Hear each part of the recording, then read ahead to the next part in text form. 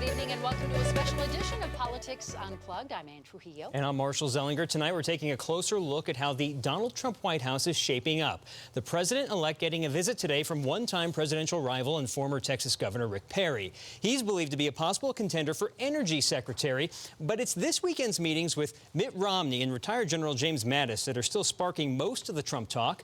The president-elect described the man known as Mad Dog Mattis as, quote, very impressive. He's being considered for defense secretary.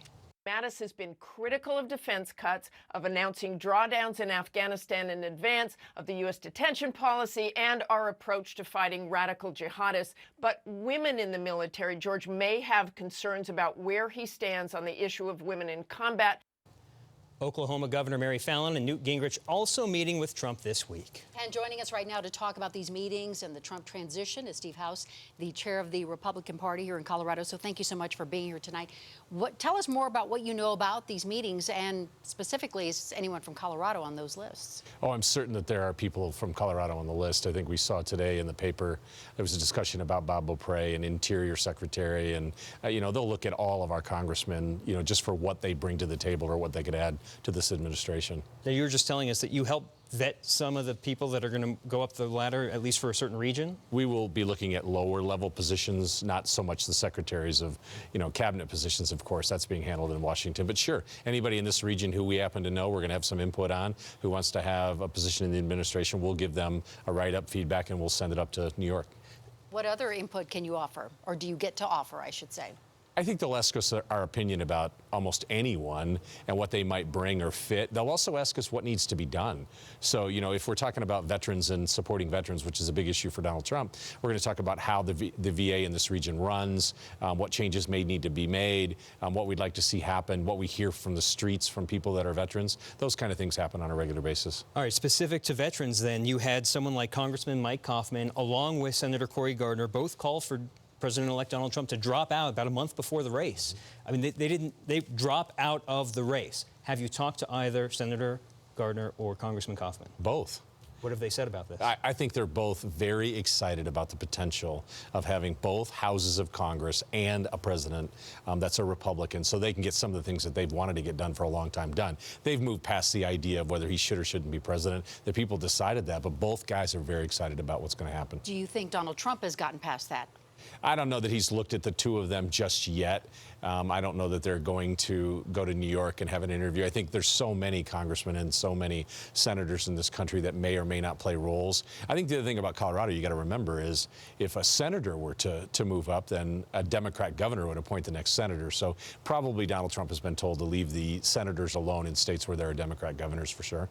Do they need to make nice in any way, or are they going to be opposition to the president? I think what we've seen with Donald Trump so far and the people that he's interviewed, including Mitt Romney, that he's interested in finding the skills to make America great. That was his slogan, but I think he's now demonstrating it doesn't matter what happened in the past. What's real important is, can you help me do what I need to do to lead the country? We are going to continue our conversation with Steve House with some more Colorado-oriented questions, so stay with us. We'll be right back.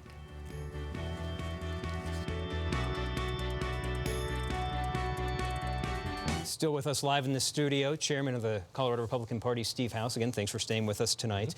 You tell us you haven't had a day off since the election, and Thanksgiving will be your first day off. It will be my first day off. I find that amazing. It's a lot to do. Colorado is blue in a sea of red around us. Will we have backlash for being that blue state under President-elect Donald Trump? We actually don't see it as a blue state, and primarily for some very simple numbers. 4 out of 7 congressmen are Republican, 1 out of the 2 senators. We have 1 House. The Democrats have 1 House. 3 of the 4 statewide races are owned by Republican seats, and 68% of the county seats also belong to Republicans. So we don't see ourselves as a blue state. We think we're more conservative than we are Democrat here. But no concern about backlash from the others who didn't vote with Donald Trump? Well, I think what really comes down to is I think if you're a visionary, and I think Trump is already showing us a bit of his visionary side, is that he looks at Colorado and says, look, in 4 years, we have to do well here, but in 2 years, it's important to get a Republican governor, because I think if you're going to institute programs like Medicaid block grants and the things he's talked about, you need to have Republican leadership at the state level. So Colorado will still be very, very important to him. He spent a lot of time here during the primary, and I think he'll continue to do that. So you mentioned governor. Are you considering running? I haven't thought about it much yet. I mean, I do get asked about that question because I ran in 14. I haven't ruled it out. I think it depends on what's best for the party and how we can win. I think it's really, really critical that we have a Republican governor elected in 18, as far as I'm concerned. So in 2016, Donald Trump didn't win Colorado, Darrell Glenn didn't win, Mike Hoffman won, 3 seats were lost in the House. Do you see it more positive or negative?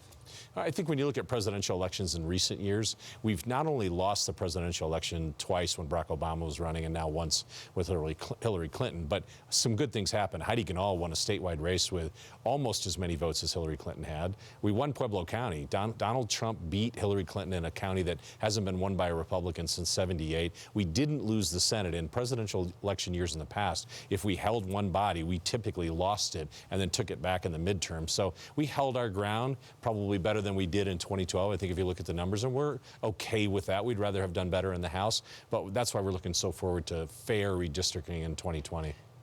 You sound so optimistic, yet we are seeing daily protests, hate crimes. How do we get past that first? I think, and be mindful of the fact that if the other side had won, if Hillary had won, I think we would have saw protests as well, for maybe not the same level of protest, but we certainly would have had that. I think this was so emotional of an election that people have to get out of their system. I think it'll die down, especially when they see how the Trump administration starts governing and that they don't have anything to worry about on an average day, everyday person's life. Do you need to recreate the mold of the Republican Party in Colorado based on Donald Trump's Republican Party? I think it'll depend on the issues, right? Because in this year's election, the issue was people were really fed up with the economy. They were fed up with Obamacare. But there was also an underlying feeling that Washington wasn't listening. And I think the voters stood up and said, it's time for you to listen to us. We might get 4 years down the road, and that may not be the critical issue. It may be an issue of, all right, we want more of what we're getting, and so therefore we're going to try to extend the majority in the Republicans' way. I don't know that it'll be the same scenario. I don't think there'll ever be election like 16 again. We have 1 minute left. So what do you think are the issues for Colorado that you have an opportunity to share with President-elect Trump? Well, I think healthcare is going to be the #1 issue on a lot of people's minds because the premiums have gone up so much. I think if we look at what they're going to do with the Affordable Care Act and some of the things that they will defund, we're going to have massive change in healthcare here, and I think that's really important. The other thing is who our energy secretary is, because this state's all about natural resource development and production. We've lost a lot in the coal industry. I think the other thing, is, of course, is going to be education and agriculture and how we deal with them. And Bob O'Prey is a serious contender for that. I don't really know. I just know that I saw something that he was being considered. I'm sure that a former congressman would be considered for something like that. All right. Steve House, you'll have a day on Thanksgiving to think about whether you're going to run for governor or not. At least one And you'll day. let us know, of course. I'll let you know. Thanks for joining us Thank today. you.